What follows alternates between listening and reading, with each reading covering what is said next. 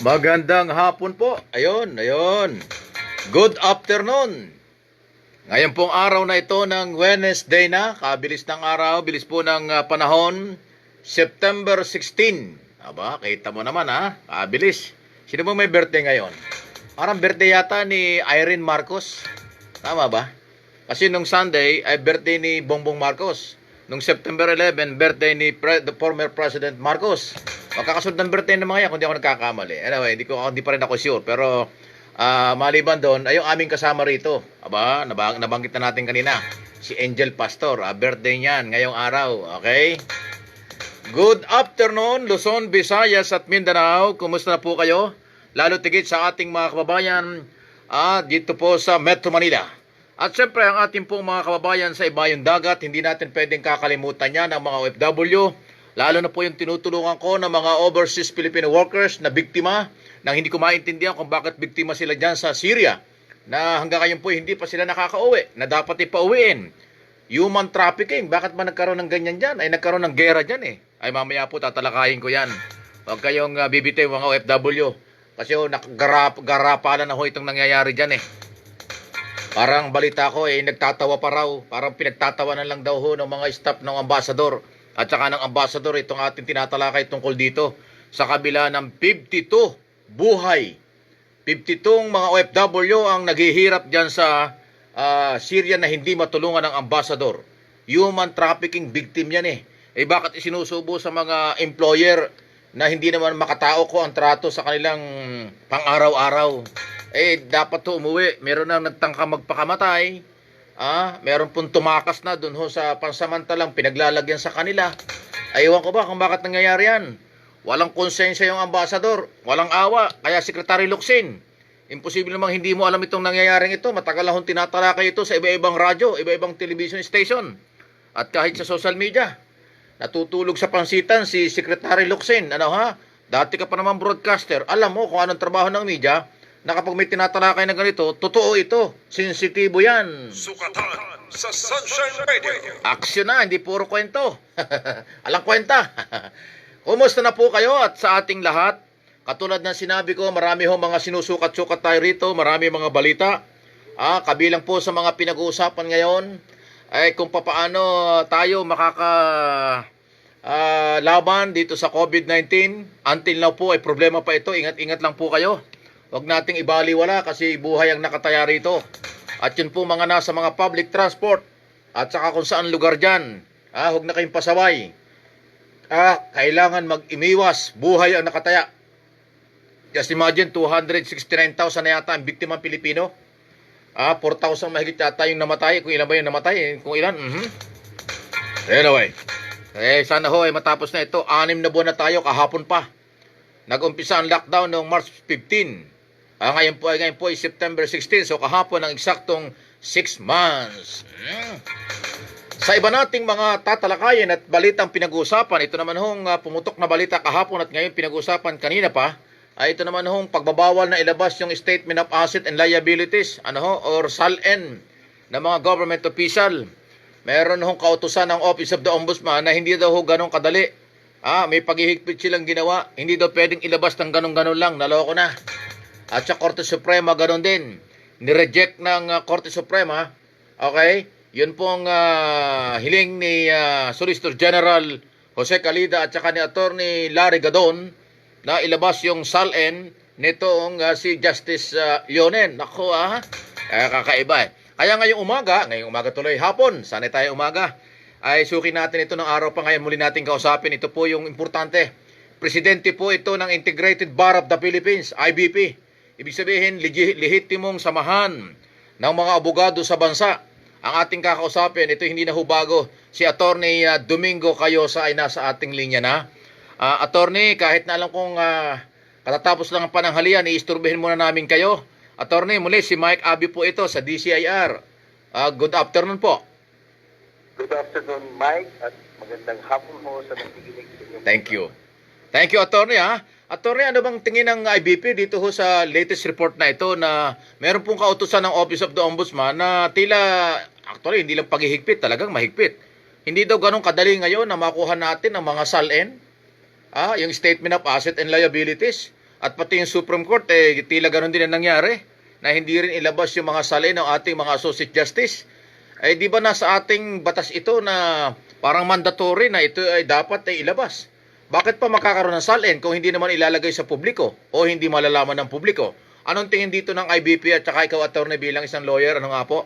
Anong tingin nyo rito sa nangyayaring ito? Kami hong hanay ng mga abogado ay kagaya ninyo ay nagtataka at nalulungkot na tinabagang yung constitutional provision to, Mike, hindi lang batas. Yes. Section 7, Article 3 ng Constitution, nagsasaad ho na kasama dun sa polisiya ng public accountability for government employees and officials to lead modest life and act with integrity and honesty. Meron akong provision sa Constitution na lahat ng kawani ng gobyerno kinakailangang mag-submit ng SALN. Yes, yes. At kung titignan din ho natin yung Code of Conduct of Public Officers, yung RA 6713, dun ho sa Section 7 ng batas na ito, require talaga na mag-submit ng SALN. Ang purpose ho talaga ng SALN para sa simula pa lang, makikita na natin ano ba talaga yung ari-arian at kayamanan ng isang pumapasok sa Correct. Every year, required ko yan magsabit para pwedeng i-monitor din yung media, monitor ng mga kababayan nila, yung kaopisina nila, na sila ba ay yumayaman na sobra dun sa kanilang kinikita. Nagpapayaman, So it's really a transparency mechanism. At noong lagay ito sa konstitusyon at nagkaroon tayo ng mga batas, kasama na ho yung Freedom of Information Executive Order. Correct. FOI, merong executive order yan. FOI. So yung executive, sinabi ho nila na lahat yan pwede because meron ding kaakibat ho nito yung constitutional right ng mga taong bayan to have access to documents of public interest. Yes. Hindi ho ba yung sahod, yung kayamanan at asal ng sino mang pumasok sa gobyerno, kasama ang yan sa mga pwedeng tignan ng ating mga kababayan. Tama. Public record yan So, okay ho naman yung mga nakaraan, pero nahalata ko natin, hindi lang ngayon, unti-unti, pinapahirapan ng media ang ordinaryong taong bayan para makakita niyan. Kasi nga, nung una, require nila na kailangang notarize. Yes. At maghihintay ka pa at ilalagay mo pa ang iyong purpose. And in fact, full transparency should be, wala ka namang tinatago. Hindi sabihin magkano yung kinikita mo, magkano yung asset mo. So that every year, mumonitor ka ng taong. Tama. Ngayon ho, nabigla tayo, halos nagkasabay. Lahat talaga. Pero ng desisyon ng Supreme Court, sabi nila, hindi na pwedeng tignan ninyo ng media o sinuman, including the OSG at sino mang abogado, yung SALN daw ng mga magistrado. Hindi ho katagalan Merong isang Chief Justice, tinanggal din ng Supreme Yes, si Corona. Chief Justice Corona. Hindi ho, Si Bautista, yung isa, babae. Okay. Ginawang rason yan para tanggalin siya kasi kulang daw yung kanyang SALN. Si Sharino, correct. So noon, parang bang importante yung SALN. Pero tigla ngayon, hindi na. hindi na ho. At saka, kaya nga tignan. And then, nagkataon, uncanny, nagkasabay ho. Meron din palang September 1, 2020 Memorandum Circular ang Ombudsman. Kaya nga. Nagsasabing, hindi na rin daw pwede ng basta-basta. Kinakailangan daw with practically require consent nung public official. Hindi ho ganun. Yun na nga Kailangan may approval pa yung may-ari ng SALN. Ako talaga, attorney, ako nung malaman ko ito, sabi ko, ano ba ito? Parang ang layo sa pagbabago, ang layo sa inaasahan ng tao na malaman natin ang mga public document na ganito, mga record. Tama ho yung pansin niya. Nakikita din namin na para bang mukhang malayo na ito dun sa intensyon at konsepto ng SALN sa ating saligat batas. Correct. Sa ating yung batas tungkol sa ethical standards of public officials. Yes. At the constitutional right to matters of the citizen to records of involving public interest. At saka yung Freedom of Information Initiative ni Presidente Duterte nung unang months na umupo siya. So, yes. medyo ho parang steps backward ito eh. Okay. Pero ganito, ganito, attorney, masingit lang po ako. Attorney, dahil nga kasi ito ay mga order nila na alam naman natin, hindi naman biro itong kailang mga opisina, Supreme Court, pagkatapos Office of the Ombudsman. Ang Ombudsman pa naman, independent body ito dapat. Ito ba may tuturing natin na unconstitutional ang move na ito, attorney? Kahit ho sa tingin ninyo, tingin ng marami, ang Constitution, paano ho natin ngayon makukumpinsi yung Supreme Court? Yun na nga. Sila mismo na ang... Sila magde-decide. Well, ito, yung fairness ho naman, to be accurate, yung decision ng Supreme Court is only with respect to justices of the Supreme Court. Kaya lang, mahirap na rin hong pusisain natin yung iba kasi yung kung anong batas applicable sa justices, di halos ganun Yun na nga. Yun eh. Diba? Baka, tsaka Supreme Court na magde-decide. Paano nila babago? Di ba? Ang hirap talaga, attorney. Pero, attorney, itong matindi ito sa Office of the Ombudsman eh. Ito, matindi ito kasi kaya nga, di ba, kaya nga Ombudsman, di ba, nung araw yan ay tanod bayan. Di ba, pag sinabing tanod bayan, napakalinaw, para sa bayan. Pero ito, paano magiging para sa bayan? Ito, meron siyang order na ganyan. Na kami sa media at kahit sino, hindi na makakakuha ng, wala na tayong access talaga. Useless yung SALN kung hindi natin maisa sa publiko. Ay importante yan dahil mandatory yan. Under the law, dapat ginagawa ng isang government official, elected, appointed, career, or employees. Hindi ho ba? Oo, at parang kung sumikip na lalo, tama ho yung paningin niyo, mukhang useless na yung SALN law eh. Yun na nga. Diba? Kasi ang the spirit behind it is that kung pumasok ka sa gobyerno because it is public trust, hindi ka dapat magpayaman dyan. At it's settled jurisprudence ho naman at sa mga batas. Yes. Ikaw ang public official, you surrender a great part of your privacy. Tama. Kung ayaw mong tignan yung kayamanan mo, yung kinikita mo, hindi, huwag kang pumasok sa gobyerno. Correct. Correct. Walang karapatang yumaman pag nasa gobyerno ka kasi maliit ang sweldo dyan. Oo, at saka, Public service lang. Kung yumaman ka, kung meron kang sideline na negosyo o asyendero ka. Correct. Iniiwanan niya yan eh. Pagka pumasok ka sa gobyerno, iiwanan mo lahat ng negosyo mo. At saka doon sa SALN, attorney, di ba? Ultimo, halaga ng sapatos mo, relo mo, damit mo, kotse mo, bahay mo, ano mang meron sa iyo, pasarili mong property, dapat mong i-declare. Kasi pag hindi mo i-declare yan, masisilip ka sa next year kung hindi mo isinama yung iyong asset ngayong taong ito. Pati utang mo, isasama. Kaya nga, statement of asset, liabilities, and net worth. Oo, at saka, krimen ho yun. Pwede administratively liable, pwede ka hong criminally liable. Yes. Krimen ho yung magsinungaling sa SALN kasi ho under oath yan. Hindi pwede. So napakahalaga ito sana, ang SALN ho, napakahalagang instrument for transparency. At alam naman ho natin sa buong mundo, yung transparency is a good way promoting honesty in government. Okay. Pero ganito ho yun, kasi ho yung kasukasuhan, yung bang on the table lahat. So, medyo ho, nalulungkot tayo. Tinignan natin yung circular, nakalagay ho doon, pursuant to the provisions of RA 6713 daw ho. So, pero kung babasahin mo ang kabuuan ng batas, it is more towards transparency ito ho, parang rinendahan Mahirap talaga.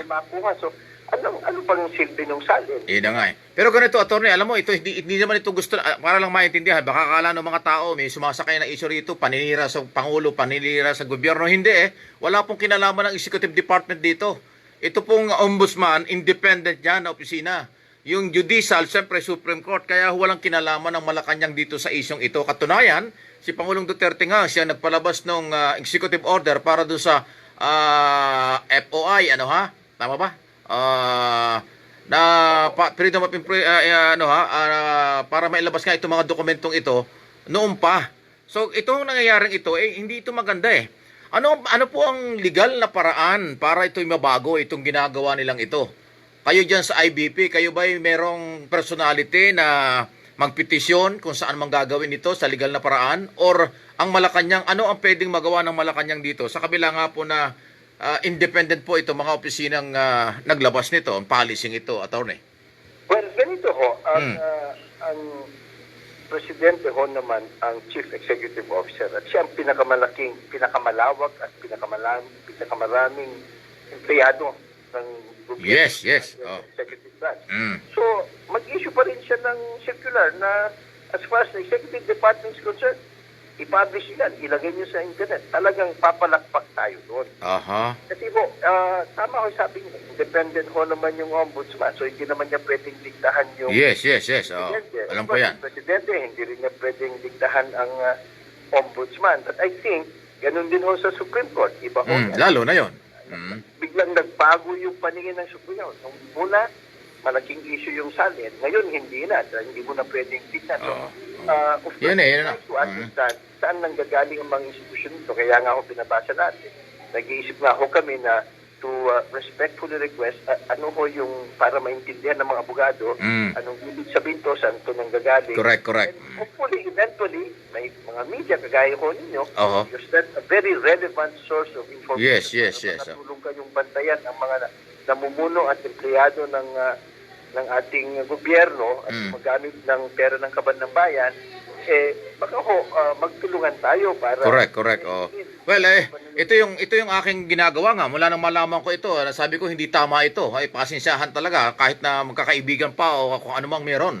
Ay, kasi nga, labag sa saligang batas. Pangalawa, teka muna. Nawawala na ng karapatan ng taong bayang malaman kung ano ang ginagawa ng isang public official. Ay inuulit ko, hindi lang po appointed, elected, lahat ng government employees o lahat ng government official nire-required yan kasi nga nasa batas. Ay kung halimbawa gagawin ito sa iba, baka naman yung iba gumaya na rin, papatay yung mga local executive, baka gumaya na rin.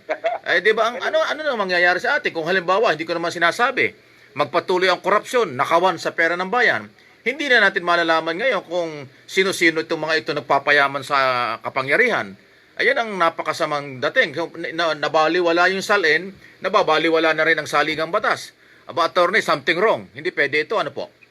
Oo, kaya nga ho, ang ating best hope is yung presidente, manindigan talaga. Yes, good. Malinaw ho, tandahan ho ninyo, isang promesa niya, maliban ho sa droga, kriminalidad, korupsyon.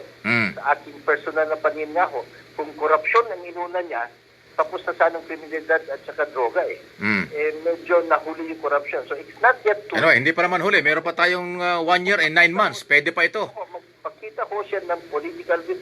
Political will, correct. Kami, ilalathalan namin, ibigay namin sa media, wala ng mga notarized, public document yan. Kasi ganun ho. Yes. Public document, public office, public trust, di ba?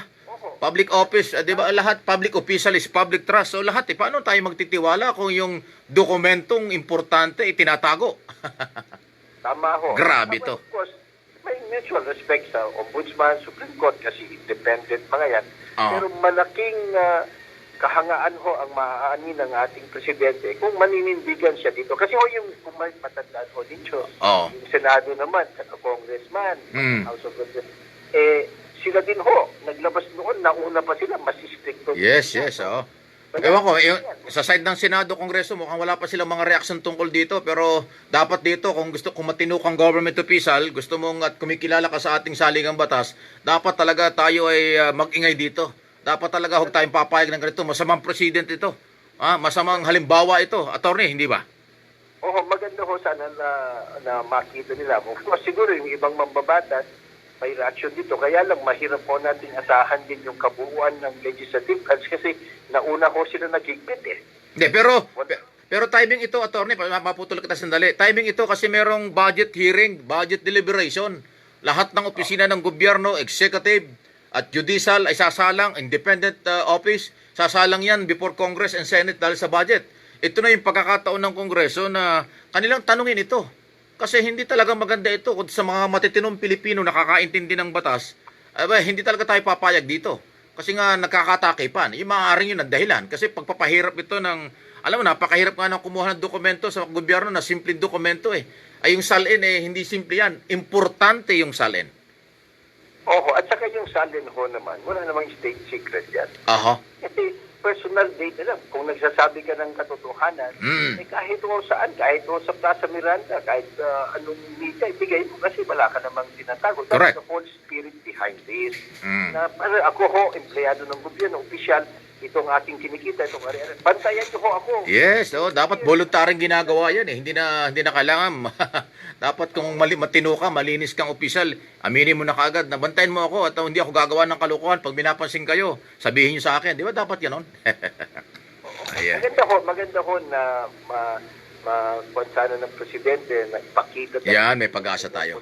Ang presidente lang. Niya, despite itong ginagawa ng Supreme Court, Ombudsman, kanilang mga sariling polisiya at saka mga legislators. Kasi kung maalala ninyo, una ho yan na pinupost ng presidente sa legislature noon eh. Yes, yan. Information na talagang dinedma nila. Kaya hindi na siya naghintay. Ako, nalulungkot ako dito sa nangyayaring ito dahil kasi parang, ewan ko, ito naman aking sariling interpretation at opinion.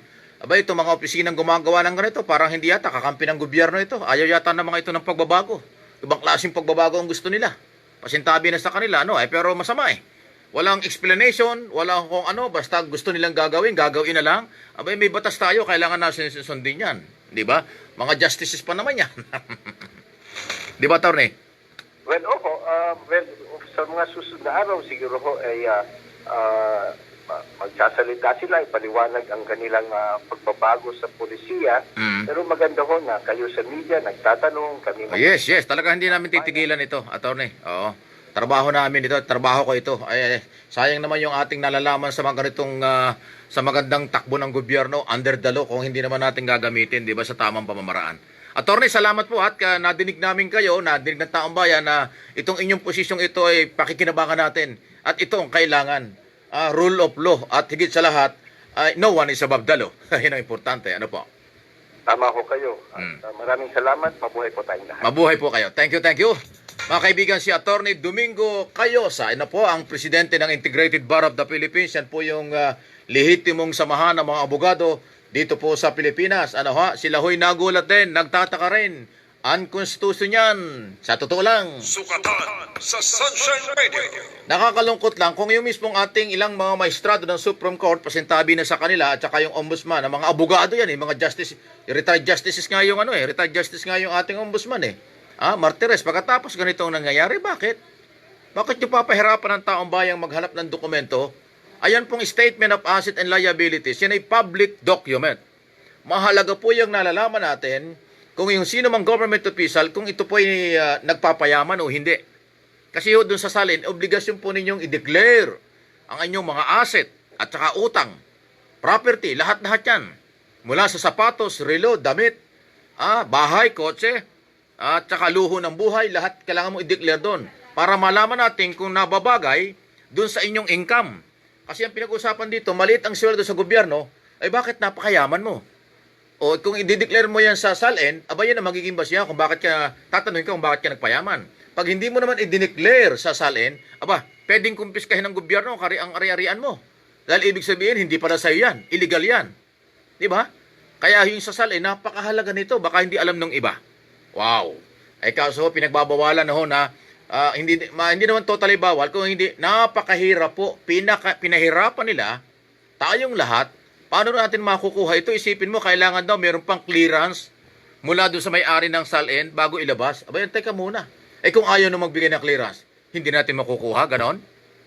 No, public documents, kailangan po yung nalalaman ng tao. Maliit man o malaki. Talaga lang grabe ito. Yan po, kasi kabilang sa ating sukatan, national issue po ito at malalaki pa ito. Kabago-bago po ito, kahapon lang ito pumutok at kanina umaga. At pinag-usapan na namin ito ni partner Thinking Pinoy doon sa aming programa sa television sa umaga. Kaya natin sinusundan ito at magpapatuloy po ito. Kaya yan ang sabi ni Atty. Pwedeng ang Pangulo ay gumawa ng paraan, magbigay uli ng isang order na kanya nire-required sa lahat ng mga nasa ilalim ng Executive Department na ilabas ang SALN, huwag itago. Kasi po yung Office of the Ombudsman, independent office yun. Hindi pwedeng pakailaman ng Malacanang, hindi rin pwedeng pakailaman ng Supreme Court.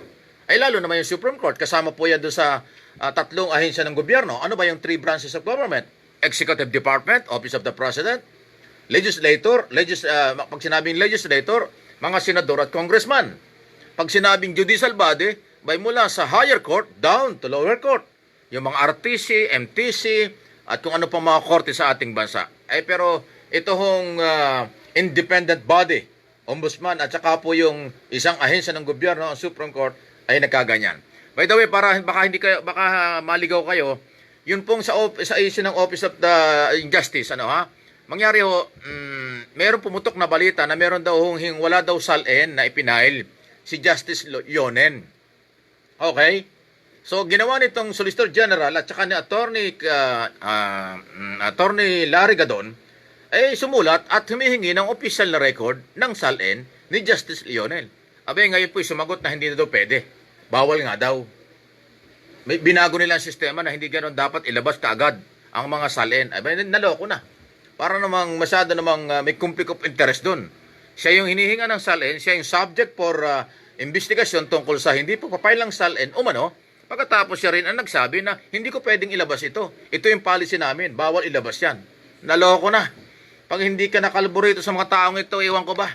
Mr. President, gamitan mo na ng kapangyarihan para mga ito'y madisiplina. Sukatan sa Sunshine Radio. Disiplinang naaayon sa batas naman. Don't panic. Yung mga halimbawa, makiusap kayo, magpalabas ng bagong order. Alam mo, nagpalabas yan ng executive order para doon sa Freedom of Information Bill. Information. Na dapat niya yan. Kaya nga bill isang panukalang batas. Freedom of Information. Na panukalang batas sa Kongreso at Senado. Matagal ng panahon, hindi na-aproban. Hindi ko malaman kung bakit. Ayaw din ng mga congressman. Ngayon, pag-upo ni Pangulong Duterte, nagpalabas yan ng executive order at meron ng Freedom of Information. Pero sa loob lang ng Executive Department, hindi sakop ang judicial, hindi sakop ang legislator, hindi rin sakop ang mga local executive. Executive Department lang, magkakaiba yan. Yun po yung problema natin ngayon. Kailangan ayusin. Ano ba ito? 1 year and 9 months na lang ang Duterte administration, yung iba ay pasaway pa rin. Nasa pagbabago ba kayo o pagpapahirap kayo? Nagtatanong lang, gusto ba niyo ng tunay na pagbabago o magpapatuloy ang palusutan, taguan ng taguan sa ilalim ng inyong kapangyarihan, pero hindi naman mangyayari yan kasi nga, sabi ko nga, no one is above the law. Okay? Rule of law. Law is law. Batas ay batas. 1987 Constitution ang pinag-uusapan natin, malinaw sa provision dyan, yan po ay mandatory, nire-required sa lahat ng government official at employees ang statement of asset and liabilities. Now, SALN kung tawagin. Alauna 32 na. Naku, sandali. At nadami na nitong mga nagkakapanood sa atin. Patuloy po kayo nakasubaybay sa DCIR 1026. Yan po yung frequency nito sa FB, Facebook Live, at saka po sa inyong mga radyo, at saka dito po sa aking sariling account. Yung Mike Abby Opinions. Nasa FB Live din po yan, at saka sa YouTube, sa YouTube, makikita po nyo yung Mike Abby Opinions. Salamat po dun sa mga viewers natin dyan, mga nag-subscribe, Mike Abby Opinions, subscribe po kayo, Marami akong mga video ron, mga video pong naka-upload doon ng mga bago, mga matitinding mga balita, analysis, komentary, araw-araw na ating ginagawa. Hasmin, nawala. Si Hasmin Martino. Labas na yan. Anong labas na yan? Ano ba yung labas na? Jean Marcelo. Thank you. Okay, si Jean Marcelo. Marcelo, tama nga. Sino ba yun? Baka sabi labas na. Si Rose Pascual. Good afternoon po, Sir Mike. Watching from Tondo, Maynila. Salamat. Okay. Sige. Wow, hindi pwedeng daw ilabas. Ano hindi pwedeng ilabas? Dapat nga nilang ilabas yung kanilang salin. Nilia Pontianilla Nomora. Good afternoon po, Sir Mike. Sa lahat po ng mga nanonood sa inyong program. Thank you rin po sa inyo. Ingat-ingat lang po. Margie Katso. FOI, Freedom of Information. Correct. Yan naman siya sabi natin, FOI. Hasmin Maria Martina, makita natin ito. Watching from Singapore. Si Hasmin o Jasmine Palay, taga Singapore. Okay. Si Christine Nugget Birebe. Okay. Good afternoon, Sir Mike. More power. Thank you. Watching from Israel. Talaga mayroon nakalagay pa yung plug ng Israel. Thank you, Manuel Digol. Tama ba? Digol. Morning, Sir Mike. Watching from Rome. Kaya pala, good morning ang kanyang bati. Kasi sa Rome, Sa Europe at saka po sa gitnang silangan, umaga pa ngayon. Sa Amerika at Canada, hanggang Africa at kung saan-saan lugar ay gabi na yata. Gabi na nga. Alas 11 na, alas 10 ng gabi na sa Amerika at Canada. Sa Australia, ahead ng 3 oras sila. So, hapon na sa kanila. Sa New Zealand at sa Japan, ayan, may mga iba-ibang oras dyan eh. Roxana Manalili. Ay, hello po Sir Mike. Watching from Israel din. Layo, nasa Israel sila. Christine, nabanggit ko na kanina yan. Aida Monteclaro. Monteclaro. Niedo ba yun? O Nieda, okay. Nasanay sila ho sa gobyerno noon. Kulang sa disiplina. Oo nga eh. Hindi ko maintindihan itong mga taong ito. May batas ang linaw-linaw. Mga abogado naman. Mga justices. Kasi yung pong ombudsman natin ngayon, retired justice po yun eh, ng Supreme Court. Neftali Panganiban, buong, okay, Sir Mike, magkape-kape tayo muna. Magkape-kape, sige. Magkape-kape kayo kasi umaga pa sa kanila, nasa Rome, Italy daw, kaya pala ganun kape-kape. Okay. Boy Asol, uy si Boy. Boy, good morning. Di dyan sa ano? Hindi pala. Sorry. Ahead nga pala ng 3 hours. Hapon na sa kanila kasi si Boy, suki rin natin yan doon sa Usaping Bayan sa television, ay nanonood din, is also watching. Yan po ay taga Australia. Okay? Thank you, Boy. Jing Minyosa, thank you. Aida, ito nabanggit ko na rin kanina ito. Aida Bautista is also watching.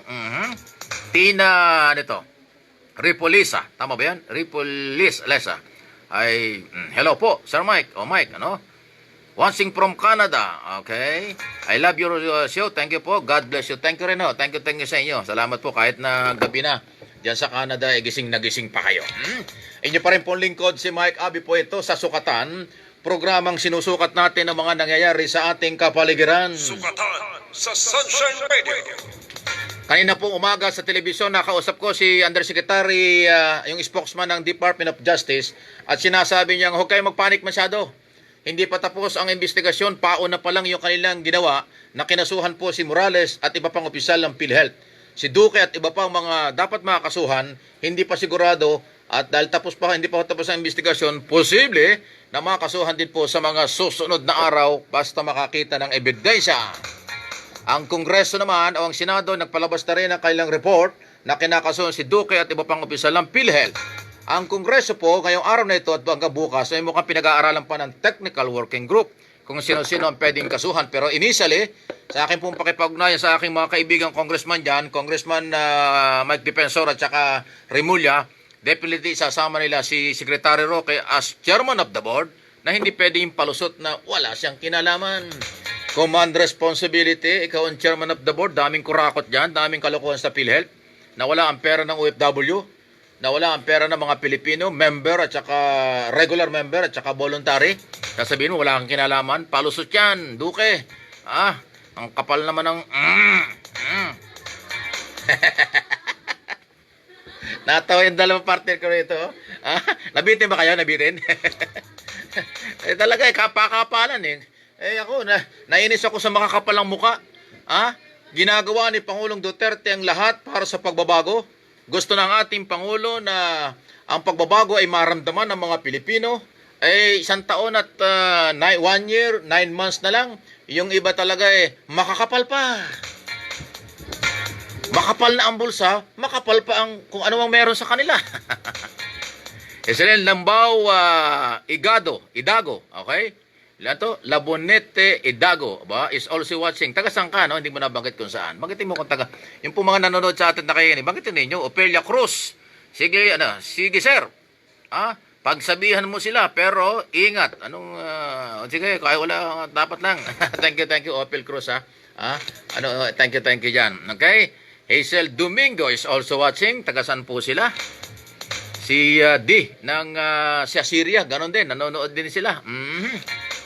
Karawa, meron palang na-rescue yata na OFW galing sa Syria na biktima ng human trafficking. Grabe talaga. Ay nako, marami pa hong pasaway. Mr. President, gumamit na kayo ng kamay na bakal. Ang daming pasaway sa mga mga naghanap ng trabaho sa gobyerno. Mga napunta sa gobyerno, akala natin ay katulong natin sa pagbabago. Daming pasaway.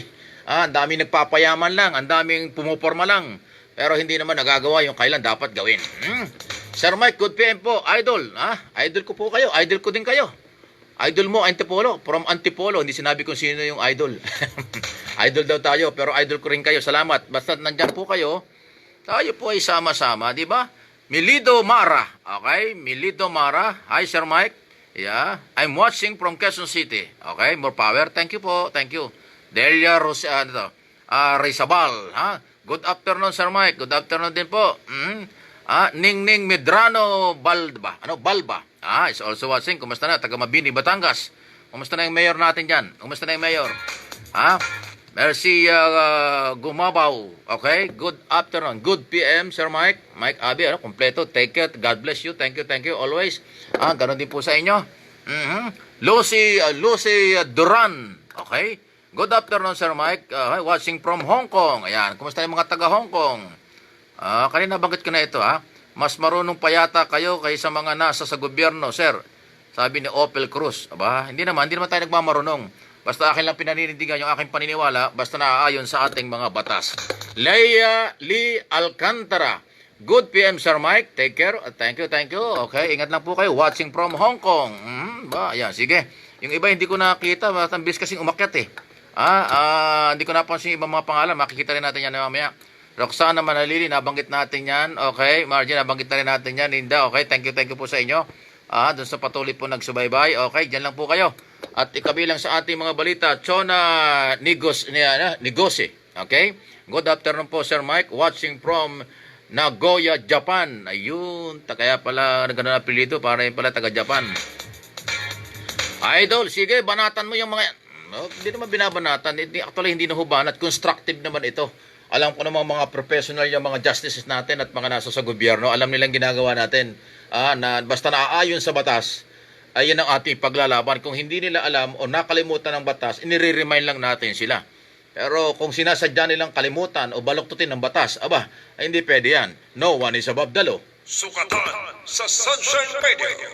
Diba? Jean Marcelo, okay? Tama. Thank you po.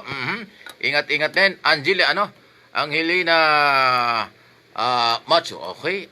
May pagka-Chinese. Chinese? So, hapon ang apelyido nito. Gandang hapon. Okay, dito sa ating gandang hapon. Ewan ko diyan kung saan kayo nandoon.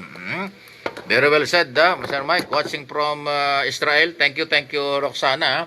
Yan naman talaga ang ating paniniwala. Doon sa mga bago nating mga taga-subaybay, abangan po ninyo yung ating programa sa television. Araw-araw yan. Alas 7 ng umaga hanggang 10 o'clock. Hindi naman kayo magsasawa. 3 oras lang eh. Tama ba, Joyce? Hindi naman sila magsasawa. 3 oras lang. 3 oras yan everyday. Monday to Friday. Doon marami rin kami tinatalakay doon. Tsaka television yan. Kasama po na inyong lingkod doon sa yung 7 hanggang 9 o'clock si Thinking Pinoy. Yung RJ Nieto. Okay? Yung pinakamalakas na vlogger. Pinakamalakas po na alam mo na. Okay? At yung 9 to 10, ako mag-isa na doon. Pero nandun marami po mga talakayan doon, mga balita. At marami basta makinig kayo araw-araw yan. Sa inyong mga television, 162 dito sa Metro Manila, channel sa Sky Cable, 186 sa Signal, at Free TV, channel 39. At sa mga probinsya po, hindi ko kabisado kung iba-ibang channel po yan. Okay? At teka muna, ano nangyari? Parang 2 araw nang nawala tayo sa galit yata yung ABS-CBN, no? Nawala na tayo sa TV Plus. Ito ba yan? Napansin ko parang nawala sa TV Plus. 3 ang channel natin sa TV Plus eh. Bakit nawala yung... bakit nadadamay kayo?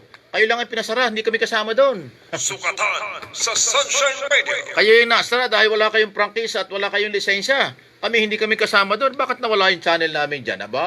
Something wrong. Bawa yan. NTC, pakisilip. National Telecommunication, kasi Free TV yan. Dapat nandyan yan. Di ba? Tama ba yun? Okay. Mayo... Oreo, okay? Hello po, sir. Hello po. Watching from Malolos. Taga Bulacan si Mayo. Pero September pa lang ngayon, joke lang. Mayo kanyang pangalan eh. Tama ba yun? Mayo, nagbibiro lang, Delia Pogard. Good morning. Sir Mike, watching from Italy. Ayan, taga-Italy. Lalayo, Mga gising na yung mga taga-Italy. Si Hasmin, ayan, nabanggit ko kanina, si Jasmine, Hasmin. Linda Wang. Okay? Good afternoon po, Sir Mike. Saludo po ako sa mga patsutsada, ano? Pagsuporta, sorry pala. Pagsuporta niyo sa gobyerno, lalo na ho kay Pangulo, sa Pangulo, Presidente. Tama yan. Thank you malaho sa Hong Kong. Actually, ang akin nung sinusuportahan dito, actually, yung pagbabago. Ang ginagusto ho ng ating Pangulo, pagbabago. Sino bang ayaw niyan? Maliban lang yung mga kawatan. O yung mga abusado sa ating lipunan, ayaw nila ng pagbabago. Pero gusto natin pagbabago. Dahil nakataya po ang buhay nating lahat, kinabukasan ng kabataan at ng mga Pilipino, lalo na yung mga OFW. Hindi naman lahat ng OFW ay masaya sa labas ng bansa. Marami dyan na homesick, marami dyan ho ay nadidisgrasya pa. Marami dyan talagang nangangailangan din ng pagkalinga. Pero kailangan ho ay pagbabago, baka pagdating ng araw, tayo na maging employer. Hindi na tayo magiging OFW. Sukatan sa Sunshine Radio. Anyo pong lingkod, si Mike Abi po ito. Ang bilis ng oras, ano? Joyce, ano? 1:45 na. Meron muna tayo mga report. Sandaling-sandali, dyan lang po kayo. Si Bernard Ferrer may report. Suspect daw sa multimillion pisong investment scam. Ayan. Kaya pag mahirap ang buhay, daming scam na naman. Huli sa Bulacan, mabuti na lang. Bernard, partner, good afternoon. Yes, good afternoon, Partner Mike. Arestado nga ang babaeng sangkot umano sa multimilyong investment scam sa Baliwag, Bulacan. Kilala ni Police Colonel Lawrence Caipe, Provincial Director ng Bulacan PNP, ang suspect na si Leia Ulang. 20 na taong gulang at residente ng barangay Layunan, Binangon ng Rizal. Inaresto si Ulang sa biso ng warrant of arrest para sa kasong estafa. Sa reklamo ng isa sa mga biktima ni Ulang, nasa 13 milyong piso umano natangay sa kanila matapos hikayatin na mag-invest ng suspect. Pansamantalang nasa kusudian ng Bulacan Police Provincial ang office ng suspect habang hinihintay ang karagdagang kaso na isasampa laban dito. Para sa Sunshine Radio, Bernard Caraca, partner sa balita at serbisyo. Ayan, yung po mga naging biktima niyan, punta kayo doon sa Police Department ng Bulacan para madagdagan yung mga complainant. Ano? Pagkakaroon hirap ang buhay, tapos may nag-i-scam pa. Ay, delikado yan. Oh. Ang hirap, ingat po kayo sa mga scam. Ingat po kayo doon sa mga magagaling magsalita. Ingat po kayo doon sa mga bulero. Ingat po kayo doon sa mga pangako biglang yayaman kayo. O biglang lalaki yung interest ng pera nyo. Pagka lumampas po ng 10% yan, magduda na kayo. Malaki na po yung 10% na interest. Pag nag-offer ng 15% interest, 20%, 30%, 5%, wala. Habang lumalaki yung interest na offer nyo, paigsi ng paigsi ang buhay nyo. Di ba, Joy? Joyce? Kaya yung mga nag-o-offer ng malaking interest, ang ibig sabihin yung buhay nyo pinaiigsi. Huwag kayong magpapaniwala dyan. Ingat lang ho sa mga scam. Marami nag-i-scam ngayon. Samantala, si Tony Cuevas may report, Department of Health. Kailangan daw ho ng 10,000. Wow. Medical workers. Naku, kailangan talaga. Namatay yung ibang mga doktor May mga ibang tinamaan, may sakit pa dahil sa COVID. Kailangan talaga yan. Kabayan Tony Cuevas, partner. Good afternoon. Magandang hapon, Kabayang Mike, upang mapunan ang higit na 10,000 slot para sa medical workers. Muling nanawagan ng Department of Health na mag-apply sa ahensya.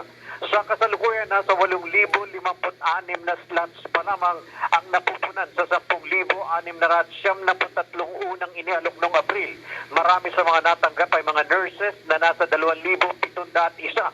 Kasunod ang 1,356 na medical technologists. Nangangahulugan nito na may 206 na pa na medical technology o medical health workers ang kailangan para maitalaga sa mga paggamutan at quarantine facilities. Sa mga natanggap na, 43% ang itinalaga sa mga public hospital, 17% ang ipinadala sa mga diagnostic facilities at 15% ang napunta sa mga isolation at quarantine facilities. May 779 rin ang ipinadala sa mga lokal na pamahalaan at ibang paggamutan habang may 554 ang nakatalaga naman sa mga COVID-19 referral facilities. Nasa 1.74 billion ang inilaan ng Department of Budget and Management para sa emergency hiring program. Para sa Sunshine Radio, Tony Cuevas, kapartner mo sa balita at serbisyo. Thank you, Kabayan Tony Cuevas sa kanyang report. Samantala dyan sa lalawigan ng Batangas, doon sa bayaw ko na si Kuya Ben, good afternoon, kumusta na kayo dyan? Ate Teta, kumusta na? Yung dalawang bata, dalawang apo, si Baby Love at saka si Bel, kumusta na yung dalawang bata? Malalaki na, matagal ko nang hindi nakikita, malalaki na at nagdadalaga, okay, ingat-ingat lang. Presi Borabo is also watching, thank you. Sola Astria. Astia. Okay, good afternoon po. Sir Mike, watching from Taguig City, Metro Manila. Kanina si Karina, na lumampas yung pangalan ni Karina eh. Salamat po sa inyo, ma'am, ha? Salamat po. Lena Basilio. Hello po, Sir Mike, watching from United Arab Emirates. Ingat po kayo palagi. God bless. Thank you po sa inyo. Nelia Ortiz, good PMC, watching from Marikina City. Tess Humaw, okay, Tradeo, okay, good afternoon, Sir Mike, watching from Singapore. Thank you. Melinda Camilla. Sir Mike, watching from Japan. Good PM po. Salamat po sa inyo. Well, ito, kanina nabanggit ko na yun sa Syria, balikan ko lang kasi hindi ko pwedeng babaliwala ito. Kasi po, alam nyo, yung akin pong mga informante o nagbibigay po sa akin ng mga impormasyon ay mga dati at kasalukuyang OFW dyan po sa Syria. Ito na yung istorya. Nabalitaan ko po na para daw nagtatawanan pa yung mga... Dalawa ho kasi ang grupo dyan OFW sa Syria. Yung iba kakampi ng ambassador at yung iba naman kakampi ng mga at dapat lang tumutulong doon sa mga biktima ng hindi makauwi sa kung anong dahilan ay hindi natin alam. Yung mga human trafficking victim. Aba, yung balita ko, nagtatawa na lang daw po yung mga taga-suporta ng ambassador at saka yung mga ambassador na sa ating ginagawa araw-araw para bang pinagtatawanan tayo, binabaliwala itong ating sinasabi sa kabila po ng buhay ng mga OFW nakataya. May tumatakas na nga eh, may nagtangkang magpakamatay na nga eh. Sa hirap ng buhay kasi kinukulong sila. Doon ho sa isang shelter na tinatawag doon sa embassy na nakapadlock sa labas. Paano?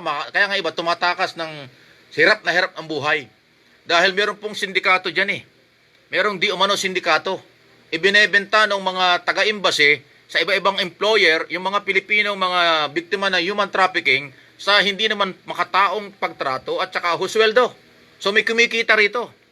Pero sa lahat ng ating sinasabing ito, nagtatawa lang daw yung ambassador. Parang binabaliwala ng ambassador. Ano yan? Bakit ka pa naging ambassador kung ikaw hindi tutulong sa mga Pilipinong OFW? At mukhang puro pasarap lang daw, party ng party, kung ano-ano mga gimmick-gimmick lang ginagawa.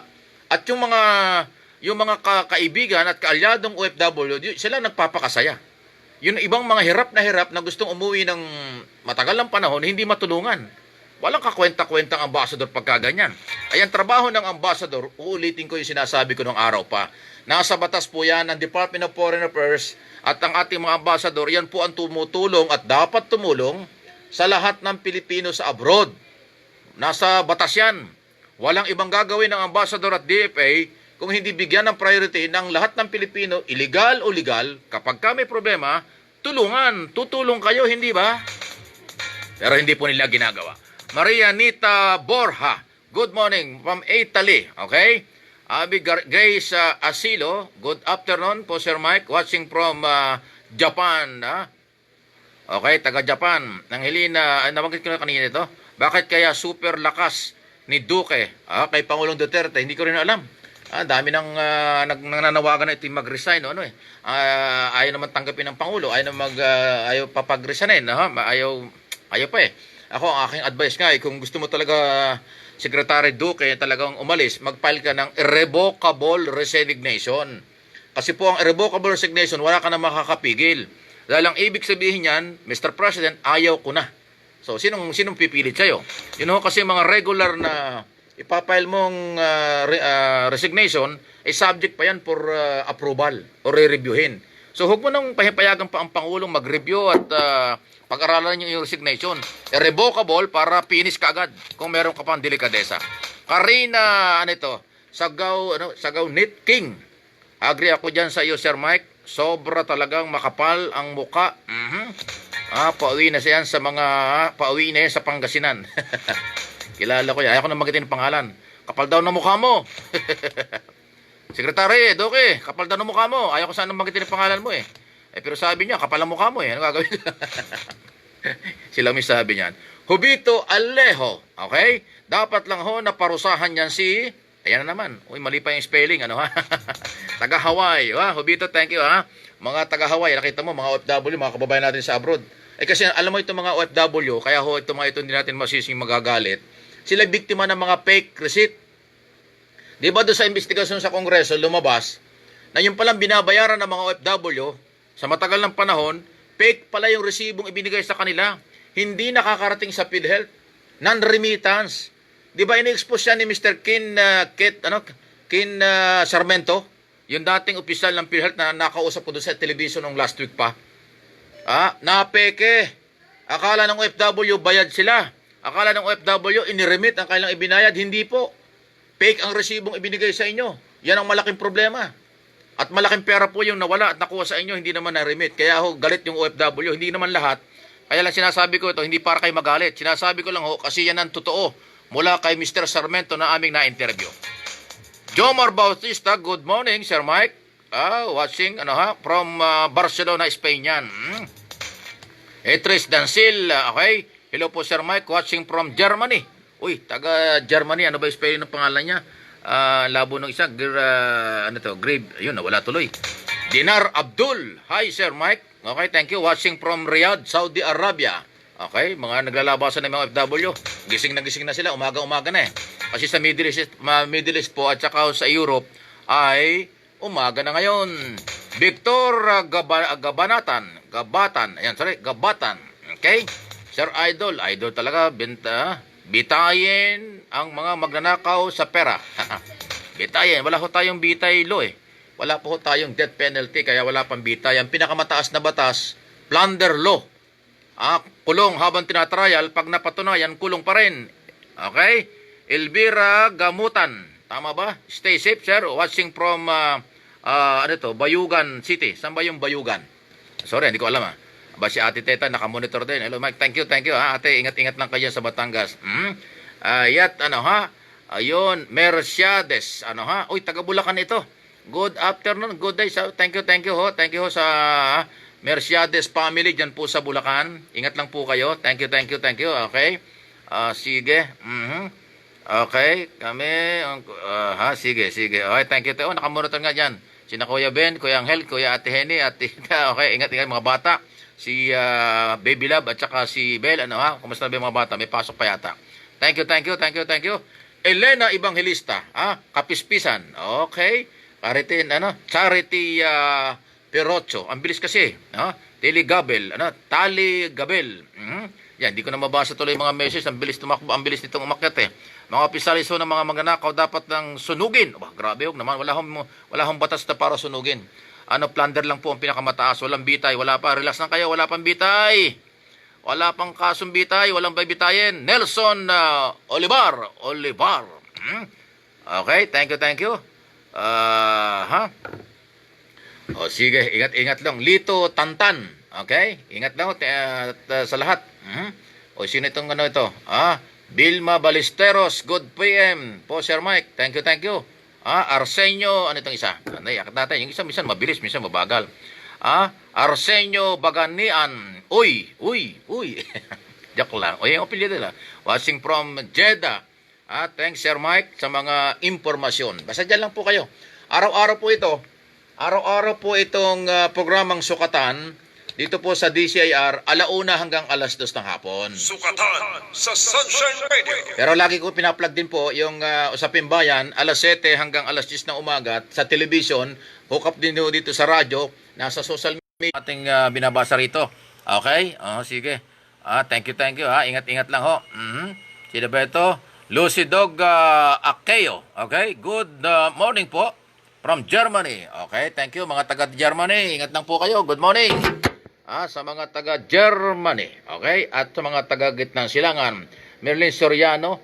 Hello Sir Mike, watching from United Arab Emirates. Naku paano ba ito? Wala ng oras na naman ha? 2 minuto na lang ate.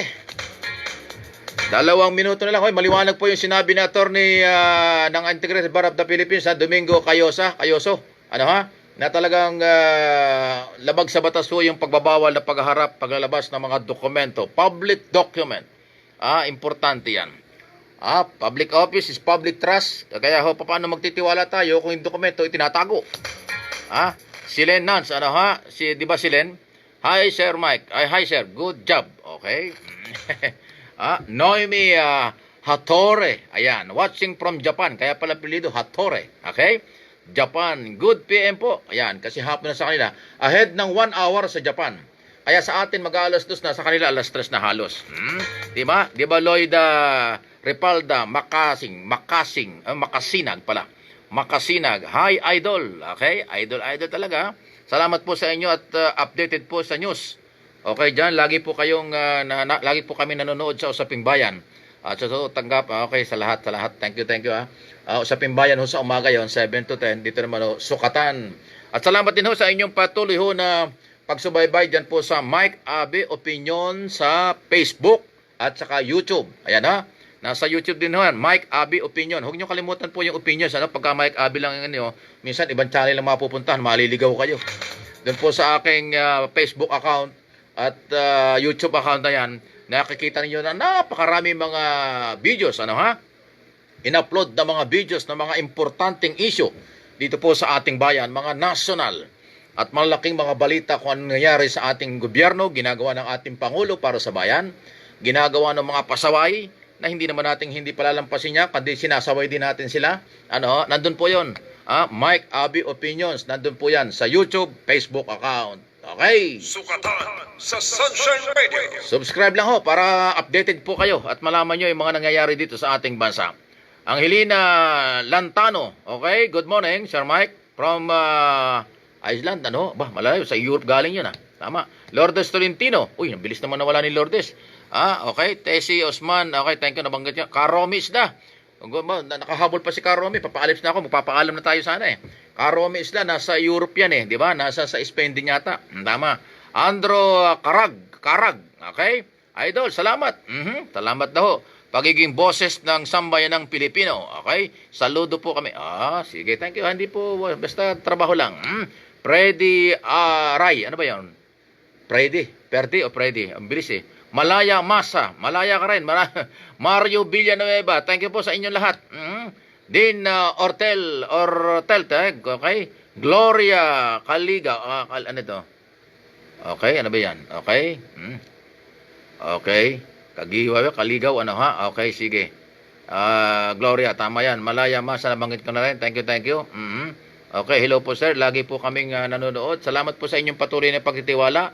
Oy, si King. Si Aman ito yung grupo ng Global Inang Bayan Bayani, nagbigay ng award, okay? Yung People's for Clean Election, napakaganda niyan. King, sige magbalitaan tayo. Yung People's for Clean Election, suportado ko yan kasi yan ang kailangan natin. Malinis na eleksyon para meron tayong matinong nagiging opisyal ng pamahalaan. Sukatan sa Sunshine Radio. Nako, gusto man namin kayo makasama pa, Ronald Villanueva, mahabol pa. Pero wala nang oras talaga Adnilib, Nabales, Nablas, namawal pa rin, pero wala na kaming oras.